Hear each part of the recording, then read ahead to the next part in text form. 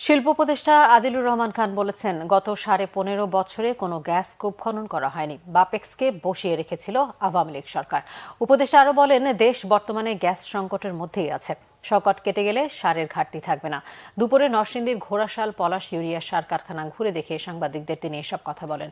আদিলুর রহমান জানান, ভোলা থেকে গ্যাস উত্তোলনের চেষ্টা চলছে, সারের ঘাটতি মেটানোর চেষ্টা চলছে। লক্ষ্য বাস্তবায়নে নানা প্রতিবন্ধকতা আছে বলেও জানান শিল্প উপদেষ্টা। আমরা তো গ্যাস সংকটের মধ্যেই আছি, কারণ গ্যাস তো গত 15.5 বছর নতুন করে খনন করা হয়ই নাই। বাপেক্সকে বসিয়ে রাখা হয়েছিল।